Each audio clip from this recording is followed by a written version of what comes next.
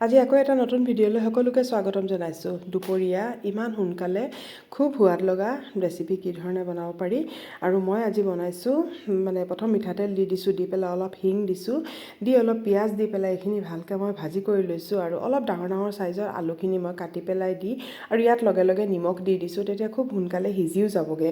আৰু নিমখটো দি দিলে মানে খুব লৰালৰি যদি থাকে তেতিয়াহ'লে এই ৰেচিপিখিনি অতি তৎক্ষণাত বনাব পাৰি আৰু লগে লগে হালধিও দি দিছোঁ আৰু ইয়াত দিছোঁ জালুক, নহৰু, আদা, ধনিয়া, গোটা জিৰা গোটেইখিনি পেষ্ট কৰি লৈছোঁ আৰু দিছোঁ মই জলকীয়াৰ পেষ্ট দি পেলাই এইখিনি খুব ভালকৈ মই লৰাই লৈছোঁ। অলপ মছলাখিনি গোন্ধ হোৱালৈকে লৰাই ইয়াত লৈছোঁ মই জিলিমিলি শাক।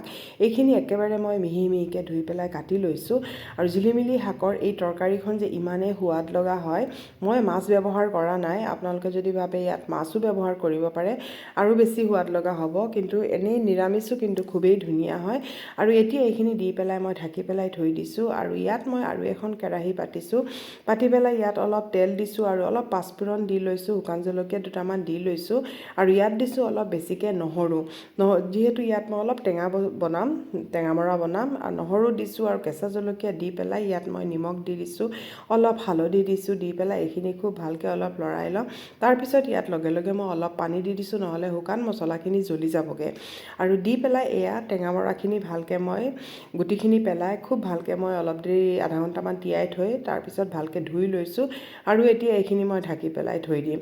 আৰু তেতিয়ালৈকে মই শাকখিনি আমাৰ সিজি গ'লগৈ আৰু ইয়াত মই অলপ পানী দি দিছোঁ, দি পেলাই এইখিনি মই 5 মিনিটমান অলপ উতলাই ল'ম।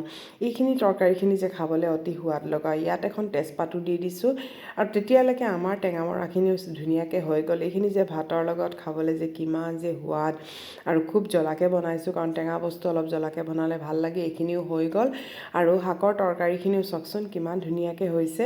এইখিনিও আমাৰ হৈ গ'ল। 5 মিনিটমান উতলোৱাৰ পিছত ইয়াত লৈছোঁ মই অকল পিঁয়াজৰ পাত লৈছোঁ। মই পিঁয়াজৰ পাতৰ পকৰা বনাইছোঁ দুপৰীয়া খাবলৈ আৰু এতিয়া পিঁয়াজৰ পাতৰ পকৰাখিনি ইয়াত মই একো ব্যৱহাৰ কৰা নাই, অকল বেচন ব্যৱহাৰ কৰিছোঁ আৰু অলপ চাউলৰ গুড়ি ব্যৱহাৰ কৰিছোঁ আৰু অকল পিঁয়াজৰ পাত আৰু নহৰু, আদা এইখিনি যিখিনি পেষ্ট আছিলে ইয়াত পেষ্ট অলপ দিছোঁ, অলপ হালধি দিছোঁ আৰু দি পেলাই এইখিনি মই পকৰীখিনি ভাজি লৈছোঁ আৰু ইয়াত মই পিঁয়াজ একো দিয়া নাই, অকল